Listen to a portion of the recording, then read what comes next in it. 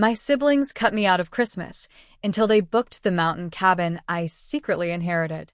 I'm Emma Hartwell, 29, and this past Christmas my siblings decided I wasn't worthy of joining our annual family holiday gathering. They said my unsuccessful lifestyle would ruin the festive atmosphere they wanted to create. What they didn't know was that the exclusive luxury mountain cabin they had booked for their perfect Christmas celebration actually belonged to me, a secret inheritance from my late grandfather that I'd kept hidden for 2 years. As they packed their designer luggage and planned their social media perfect holiday, they had no idea they were walking straight into my property. I decided to let them get comfortable before making my grand entrance. Before I continue with how this unfolded, I want to know, have you ever been excluded by your own family? Hit like if you've ever felt like the outsider in your own family, and subscribe to follow my journey of unexpected justice. Growing up as the youngest Hartwell meant constantly living in the shadows of my 2 older siblings' achievements. Our family operated like a corporation, with success measured in salary figures, social status, and public recognition. Every family dinner felt like a quarterly review where I consistently fell short of expectations. My father, Richard Hartwell, built a successful construction empire from nothing and expected his children to match his ambition. A man who spoke in profit margins and quarterly projections, he saw family as another business venture to manage efficiently. His approval came with strict conditions, measurable success, public recognition, and adherence to his vision of the Hartwell legacy.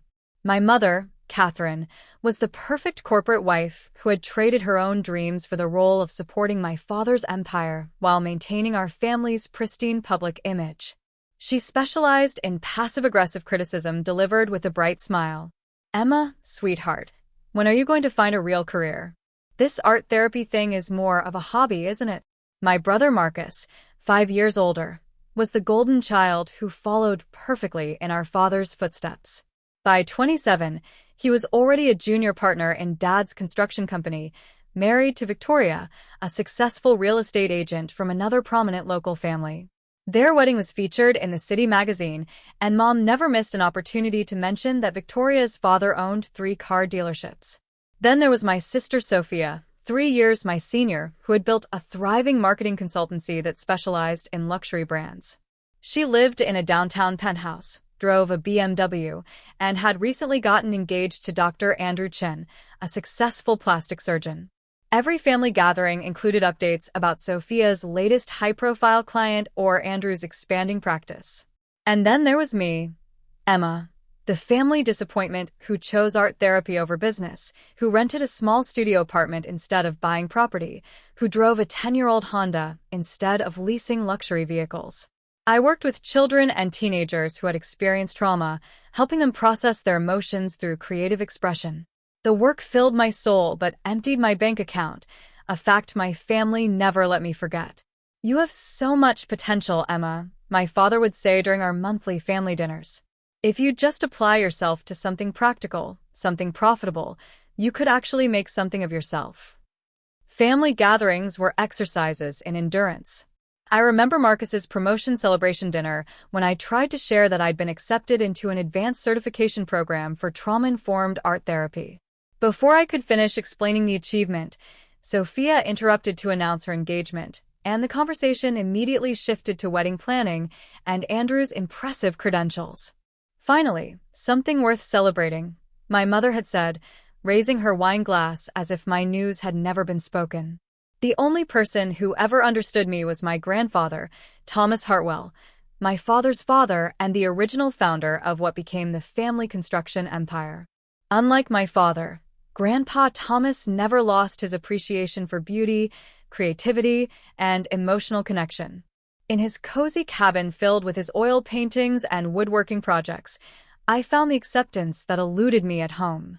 They're so busy building empires, they forgot to build hearts, he told me once as we painted together on his back porch, mountains stretching endlessly before us. You, Emma, you're building something different. Something that actually matters. When Grandpa Thomas was diagnosed with Alzheimer's 3 years ago, I became his primary caregiver. While Marcus was too busy expanding the business and Sophia was launching her latest marketing campaign, I spent weekends at his cabin, helping him organize his medications, cooking his favorite meals, and most importantly, listening to his stories before they faded away. My siblings visited occasionally, usually with their partners in tow, treating the visits like obligation checkboxes to tick off their family duty lists. They'd stay for an hour, take a few photos for social media to show what devoted grandchildren they were, then rush back to their important lives. My parents hired professional caregivers, but rarely visited themselves. "It's too difficult to see him like this," my mother would say, as if witnessing his decline was somehow more challenging than actually living through it. "The professionals can handle his medical needs better than we can," my father would rationalize, reducing his own father to a set of tasks to be managed rather than a relationship to be cherished. Even after opening my therapy practice and building a modest but meaningful client base, I would still hopefully mention my successes during family gatherings.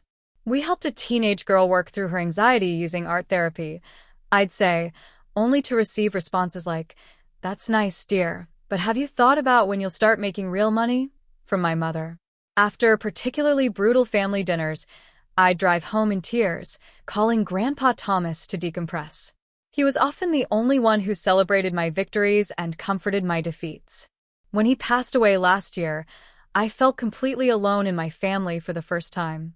I didn't know then that Grandpa Thomas had left me one final way of showing me I was never truly alone. The call from Sophia came on a Thursday afternoon while I was cleaning up paint supplies after a particularly intense session with a young client who was processing his parents' divorce through abstract art. My phone buzzed with her name, and I felt the familiar mixture of hope and dread that accompanied any family interaction. "Hey, she said, using the childhood nickname that sounded strange coming from her now. "I'm calling to let you know we're doing Christmas at a cabin this year instead of Mom and Dad's house." "Oh, that sounds lovely," I replied, carefully setting down a paintbrush.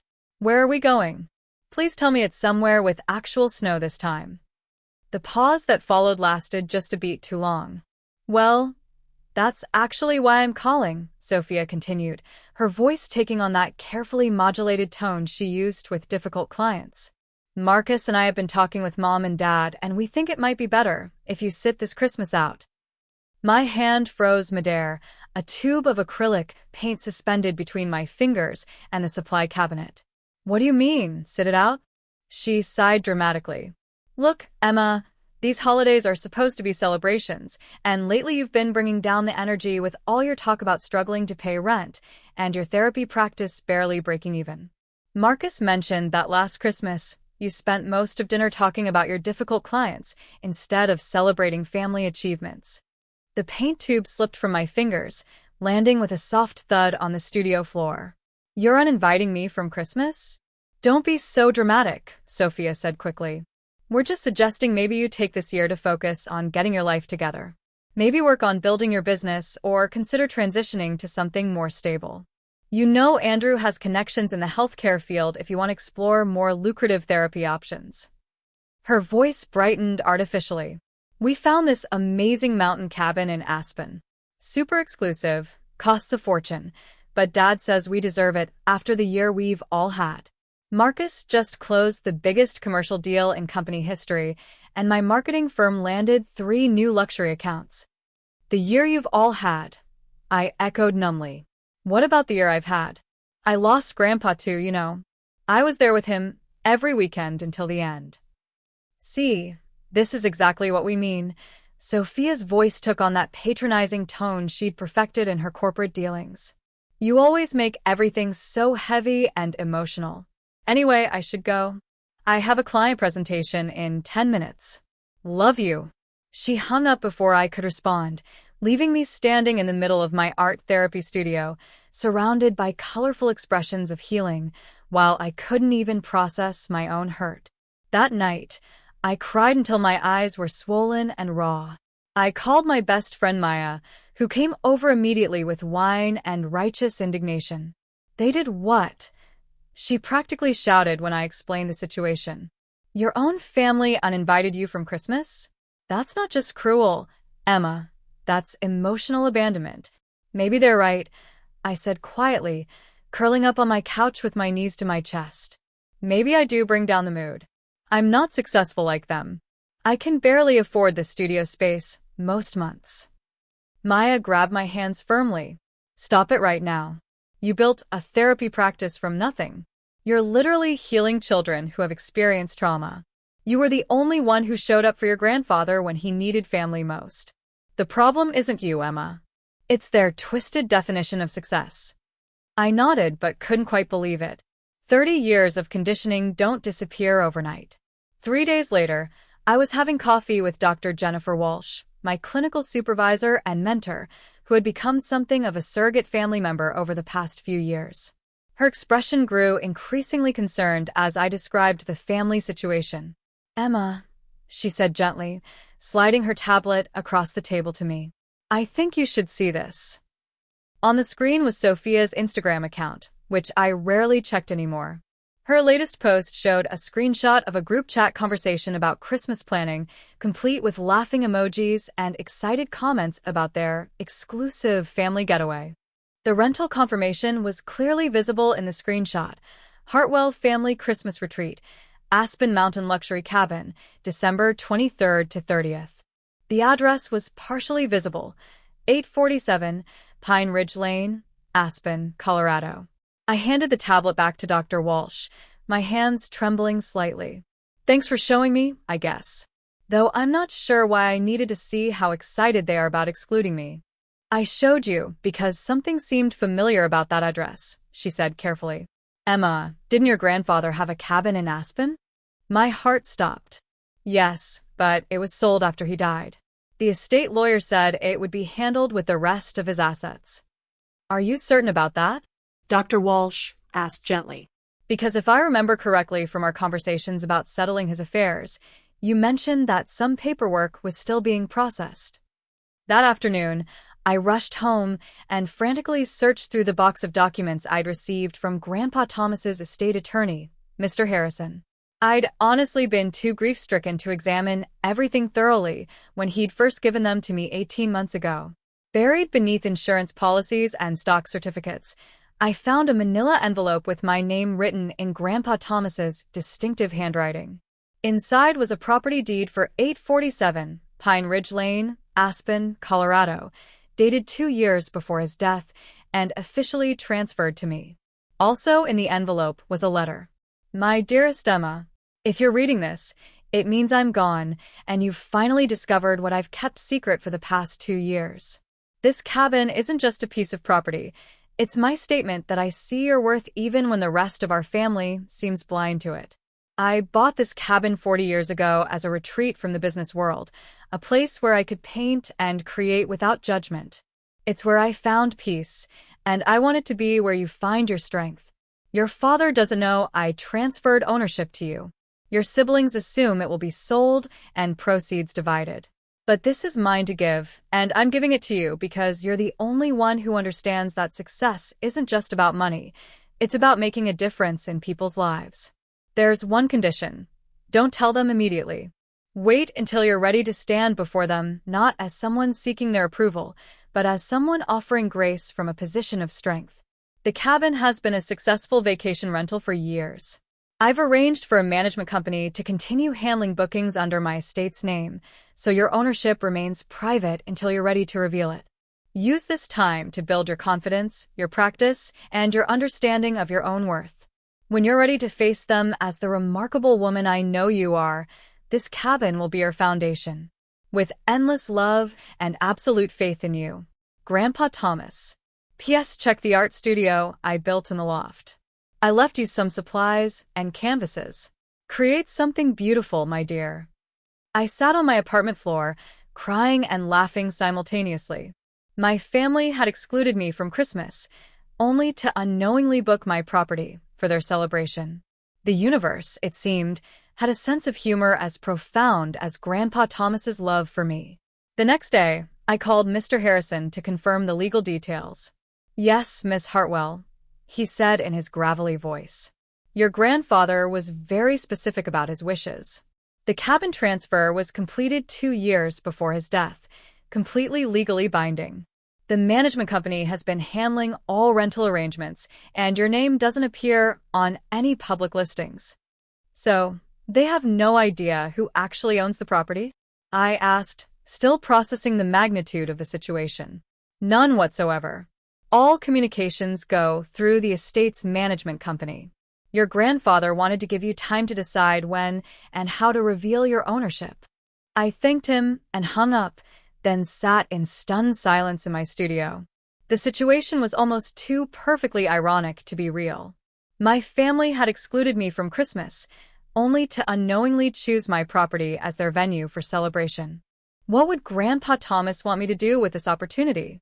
The question consumed me as I paced my small studio space. The easy answer would be revenge. Let them settle in, then dramatically reveal myself as the owner and evict them. The fantasy was satisfying. Their shocked faces, their stammered apologies, their complete humiliation. But that wasn't what Grandpa Thomas had wanted for me. His letter had been clear. Stand before them not as someone seeking their approval, but as someone offering grace from a position of strength. I called Maya, who came over immediately when she heard the excitement in my voice. "You're not going to believe this," I told her, explaining the entire situation. Her eyes widened with each detail. "This is incredible," she said. "It's like the universe is handing you the perfect revenge scenario on a silver platter." "I don't know what to do," I admitted. Part of me wants to just let them have their Christmas and never tell them. Another part wants to show up and assert my ownership. Maya leaned forward thoughtfully. "What would give you peace, Emma? Not temporary satisfaction, but actual healing." I considered her question carefully. "I think I need to stop being invisible to them. I need them to see me, really see me for who I actually am." "Then that's what you should do," she said simply. "Use this opportunity not for revenge, but for revelation." Over the next few days, a plan began to form. I wouldn't prevent them from having their Christmas celebration, but I would join it, on my terms, in my cabin. I would finally stand my ground, not as the family disappointment, but as a woman who had built a meaningful life following her authentic path. I spent hours journaling, processing years of accumulated hurt and confusion. I realized I didn't want them to feel ashamed or humiliated. I wanted them to understand the impact of their actions and recognize the person I'd become despite their lack of support. "I think Grandpa Thomas knew this day would come," I told Maya as we walked through the art district near my studio. "He gave me this cabin as a way to finally level the playing field with my family." "Or maybe," Maya suggested, "he gave you the cabin because he believed you deserved it, and this situation is just a bonus opportunity for growth." I nodded, considering her words. Either way, I need to do this. I need to stop hiding and hoping they'll suddenly change. I need to show up as myself, fully and without apology. As Christmas approached, my determination solidified. This wasn't about revenge or proving superiority.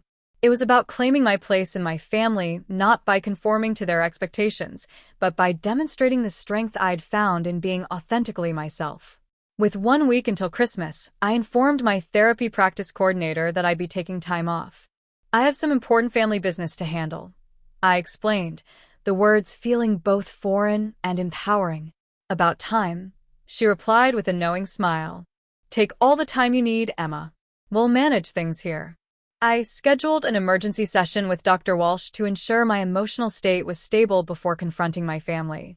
After I explained my plan, she leaned back in her chair thoughtfully. "What I'm hearing," she said, "is that you're not seeking revenge, but recognition. There's a significant difference." "Exactly," I nodded. "I don't want to hurt them. I just want them to see me, really see me." "And if they still don't?" she asked gently. It was the question I'd been avoiding. "Then at least I'll know I stood up for myself. That I honored Grandpa Thomas's belief in me." Dr. Walsh smiled. "That sounds like the perspective of someone who has finally found her worth from within, not from others' validation." The next step was practical preparation. I wanted to look and feel confident, not to impress my family, but to armor myself with self-assurance. I spent an afternoon shopping with Maya for the perfect outfit.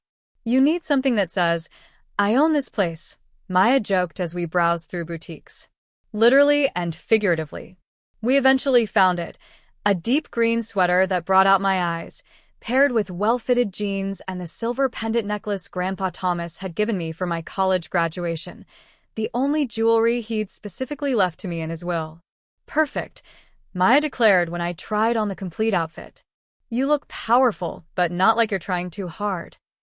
I coordinated with the management company to arrange specific details for the Christmas week.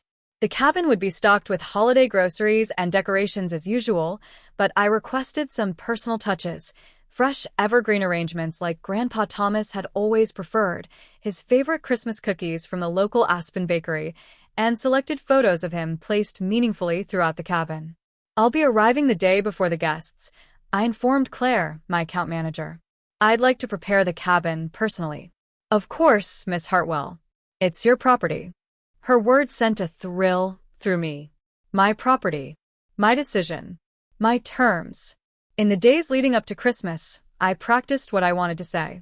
Standing before my bathroom mirror, I rehearsed my entrance, my responses to their inevitable shock, the boundaries I intended to establish. I'm Emma Hartwell, I said to my reflection. I am the owner of this cabin. I am worthy of respect and love exactly as I am. Each repetition made the words feel more true. I packed carefully. Enough clothes for a week, important documents proving my ownership, and several meaningful items that represented my authentic self. My art supplies, photos documenting my therapy practice's growth, and Grandpa Thomas's favorite woodworking tools that he'd left to me. The night before I was set to leave, Maya came over for moral support. Are you nervous? She asked as we shared takeout Indian food in my living room. Terrified, I admitted, but also ready. Does that make sense? She nodded emphatically. It makes perfect sense. You've been preparing for this moment longer than you realize. That night, I barely slept. My mind raced with scenarios, imagining their reactions, rehearsing my responses. By dawn, I was exhausted but resolute. I loaded my car, took one last look at my studio apartment, and began the drive to Aspen. The mountain highways were clear and beautiful, snow-covered peaks emerging as I climbed in elevation. As the familiar landscape came into view, I felt a strange sense of peace settle over me. Whatever happened in the next few days, I was finally taking control of my narrative.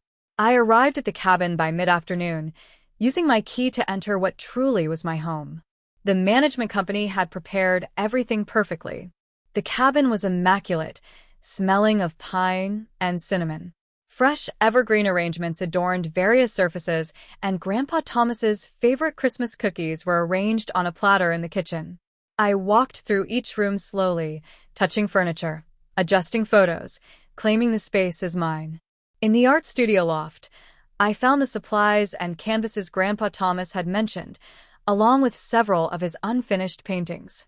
In the master bedroom, I unpacked my clothes into drawers and closets that rightfully belonged to me.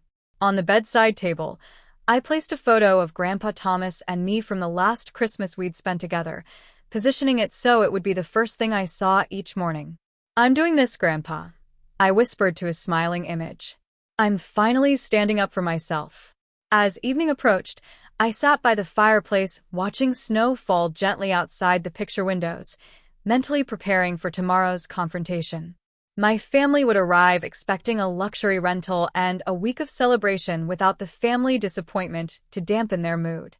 Instead, they would find me, not as the person they had dismissed, but as the woman Grandpa Thomas had always seen, strong, worthy, and finally ready to claim her place. I woke early on December 23rd to the sound of wind through pine trees rather than my usual city traffic. After a quiet breakfast by the fireplace and a walk around the snow-covered property, I prepared for my family's arrival. I chose a strategic observation point, the window seat in the loft studio that overlooked the circular driveway. From there, I could watch unseen as they arrived. At precisely 2 p.m., the first vehicle pulled into the driveway, my father's black Range Rover. Dad emerged first, surveying the property with the appreciative eye of someone who understood real estate value, while Mom adjusted her fur-lined coat and designer snow boots. Richard, it's even more spectacular than the photos, my mother's voice carried up to my window. Sophia found an absolute treasure. My father nodded, already pulling out his phone to take photos. At these rates, it better be perfect. They wheeled their matching leather luggage to the front door, using the entry code the management company had provided. I heard their footsteps and exclamations as they entered the main living area below. "Look at this craftsmanship," my father's voice echoed through the cabin. "This stonework alone must have cost 6 figures.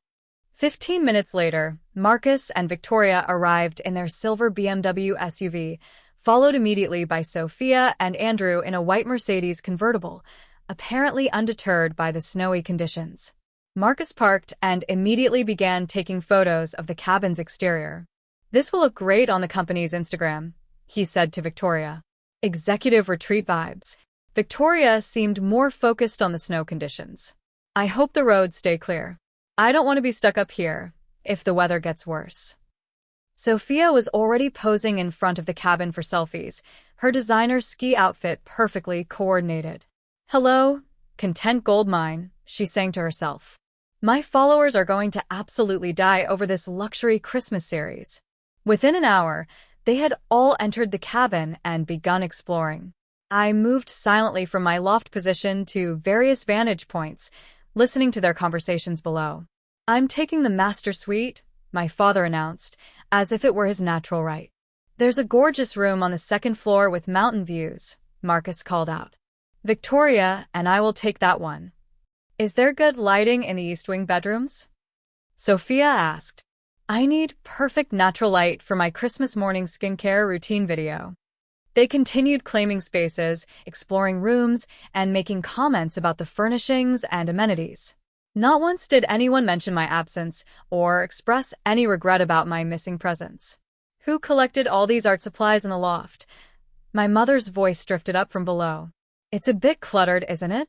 This could have been another entertainment space." "Some of these pieces are actually quite valuable," my father responded, his voice carrying that tone he used when assessing investments. "Original oils, quality brushes. Smart collection by the owner." "Speaking of smart," Marcus chimed in, "have you seen the rental agreement? This place goes for $15,000 a week during peak season. We should look into investment properties like this." I watched from hidden positions as they settled in completely. My parents arranging their toiletries in the master bathroom that had been Grandpa Thomas's sanctuary. Marcus setting up his laptop in the study to monitor some deals, even during Christmas. Sophia rearranging furniture to create better backgrounds for her social media content. "Should we do a traditional Christmas Eve dinner tomorrow?" my mother suggested as they congregated in the kitchen. "I saw an amazing organic market in town that should have everything we need." "Perfect for my content calendar," Sophia agreed, already planning camera angles. "Luxury family Christmas dinner with mountain sunset backdrop." "I'll handle the wine selection," my father offered. The rental description mentioned a premium wine cellar in the basement. As they discussed dinner plans, I slipped into the master bedroom, my bedroom, and retrieved the photo of Grandpa Thomas and me, placing it prominently on the mantelpiece in the main living area. A small declaration of presence they had yet to notice. By late afternoon, they had completely claimed the space. My father and Marcus were drinking whiskey by the fireplace, discussing investment strategies and business expansion plans. My mother and Victoria were preparing appetizers in the kitchen while Sophia arranged a charcuterie board, stopping frequently to take photos for her Instagram stories. "This is exactly what we needed," I heard my mother say to Victoria. "Just quality time with the successful members of the family." "Do you think Emma's upset about not being invited?" Victoria asked, her voice lower but still audible from my position at the top of the stairs. My mother sighed dramatically. "Emma always finds something to be upset about. This week is about celebrating achievements, not managing her feelings about her life choices." Still, Victoria persisted. "Christmas is supposed to be about family." "Sometimes family means knowing when to create healthy boundaries," my mother replied dismissively. "Now, should we use the good china for dinner? It'll look better for Sophia's photos." Their words stung, but not as deeply as they once would have. I felt strangely detached, like an anthropologist observing a fascinating but foreign culture rather than a daughter hearing her mother's casual dismissal. As evening approached, they gathered in the living room for cocktails before dinner. Through the archway, I watched them toast to another exceptional year for the Hartwell family and continued success in all our endeavors. They looked perfect in the golden firelight, beautiful people in beautiful clothes in a beautiful setting, creating a beautiful illusion. I took a deep breath and realized it was time. Time to step into the light, into my truth, into my power. I walked down the stairs slowly, my footsteps silent on the thick carpet. As I appeared in the archway of the living room, the conversation stopped abruptly. 5 pairs of eyes turned to me, expressions morphing from confusion to shock to something approaching fear. Emma. My mother recovered first, her voice pitched higher than normal. What are you doing here? How did you get in? I smiled, feeling surprisingly calm despite my racing heart. Hello, everyone. Merry Christmas. Lovely evening for a family gathering, isn't it? My father stood up, his corporate attorney facade immediately snapping into place. Emma, this is completely inappropriate. If Sophia explained the situation to you, you know this is a private family event. I'm well aware of what was explained to me, Dad, I said, moving to the empty chair by the fireplace, Grandpa Thomas's favorite chair, now mine. But there seems to be some confusion about whose event this actually is. Marcus's face darkened with suspicion. What are you talking about? And seriously, how did you get in here? Did you follow us? This is technically breaking and entering. I reached into my pocket and pulled out my keys, placing them deliberately on the coffee table where everyone could see them. It's not breaking and entering when you have keys to your own property, Marcus. The silence that followed was absolute. Even the crackling fire seemed to pause. What exactly are you saying? My mother finally asked, her voice dangerously controlled. I'm saying, I replied, meeting her gaze steadily, that you're currently enjoying Christmas Eve at my cabin. I own this property. Grandpa Thomas left it to me in his will 2 years ago. Disbelief, then calculation, then anger crossed their faces in rapid succession. That's impossible, my father declared. Dad's estate was settled. The cabin was supposed to be sold and proceeds divided among all the grandchildren. That was the assumption. I agreed, but not the reality. Grandpa Thomas transferred ownership to me specifically, with explicit instructions that I wasn't to tell anyone until I was ready. I reached for the folder I'd placed nearby earlier, sliding out the property deed and Grandpa Thomas's letter, placing both on the coffee table. You're welcome to examine the documentation. Mr. Harrison handled everything legally and thoroughly. Marcus snatched up the papers, his lawyer instincts kicking in as he scanned the documents rapidly. This has to be a mistake or fraud. Why would Grandpa leave his most valuable asset to just you? Because he wanted to, I said simply. Because he saw how this family treated me. Because he wanted me to have something that was unequivocally mine. This is ridiculous, Sophia interjected, her influencer composure cracking. You must have manipulated him when he was sick. Taken advantage of his condition. That's the only explanation. Is it, Sophia? I asked quietly. Is it so hard to believe that someone in this family valued me exactly as I am? We've always supported you, Emma, my mother said with practiced sincerity. We've only ever wanted what's best for you. No, I contradicted her gently.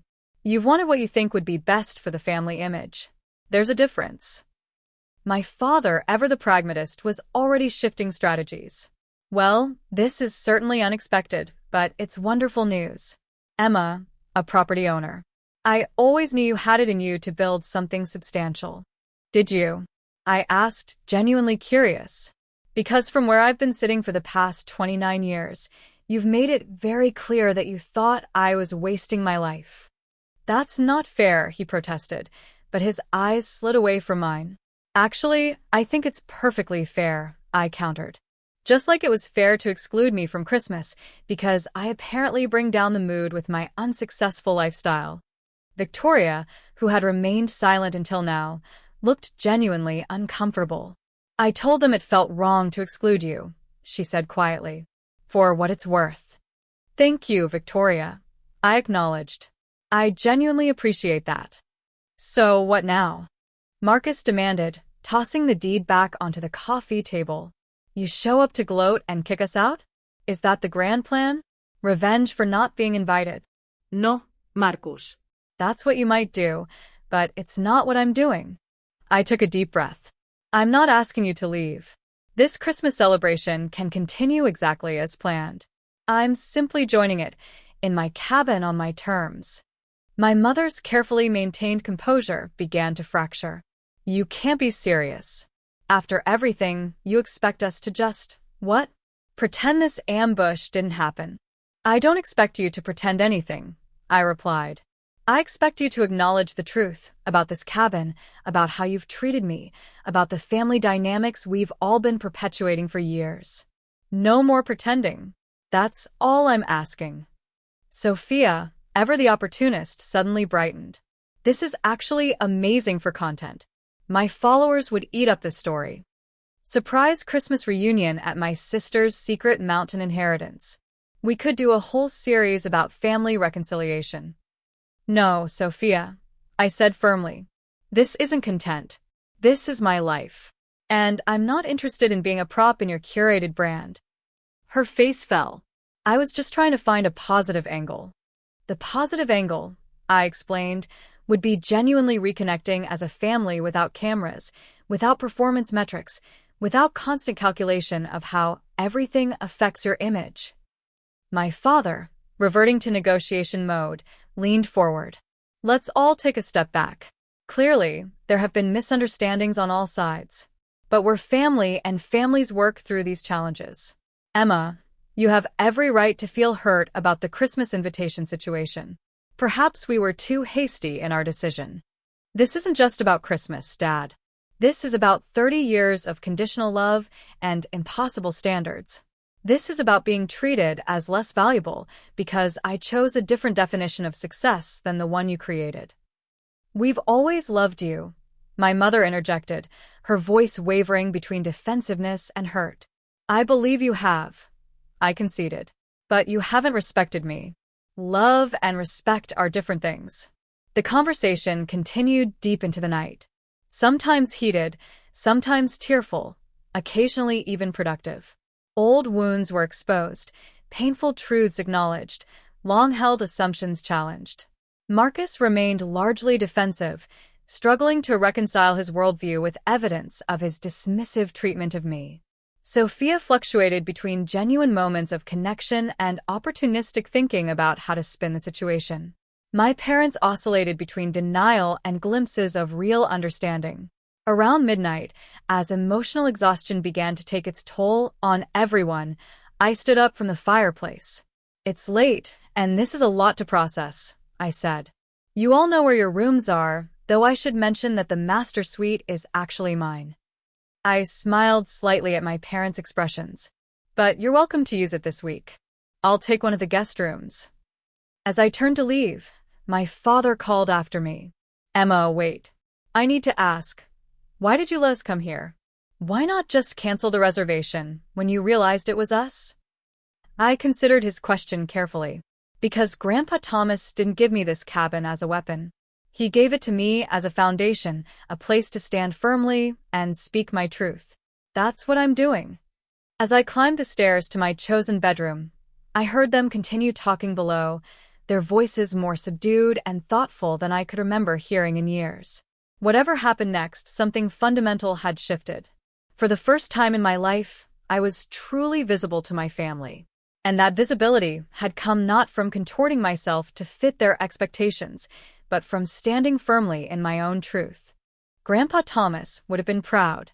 The next morning, I woke early and made my way to the kitchen to start coffee. To my surprise, my father was already there, standing at the large windows that overlooked the snow-covered mountains, his expression thoughtful and unguarded. Morning, I said softly, not wanting to startle him. Emma. He turned, looking uncharacteristically uncertain.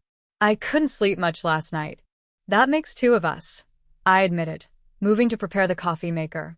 We stood in uncomfortable silence as the coffee brewed, the familiar sound filling the space between us. Finally, he spoke. Your grandfather was an extraordinary man, he said quietly. He saw things in people that the rest of us often missed. I nodded, unsure where he was heading with this. I didn't appreciate that enough when he was alive, he continued, his voice rough with regret. I was too focused on building the business, on what I thought success should look like for our family. He turned to face me directly. I think I made the same mistake with you. The vulnerability in his expression caught me completely off guard. My father, Richard Hartwell, who measured everything in profit margins and growth percentages, was showing genuine remorse. It's not too late to see things differently, I offered cautiously. He nodded slowly, then reached into his robe pocket. I found this in the master bedroom last night, tucked behind a picture frame. I'm guessing you didn't put it there.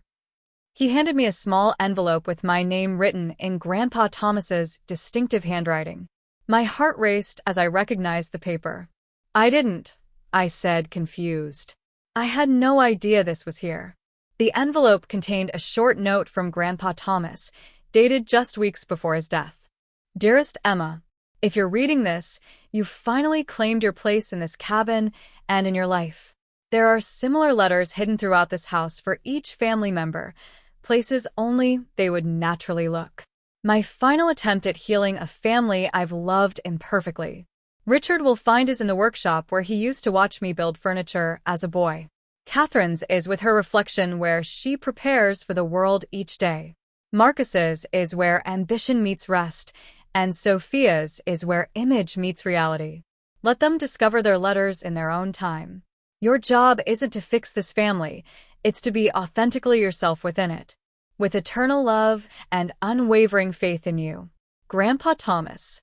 P.S. The real gift isn't the cabin, it's watching you finally stand in your power.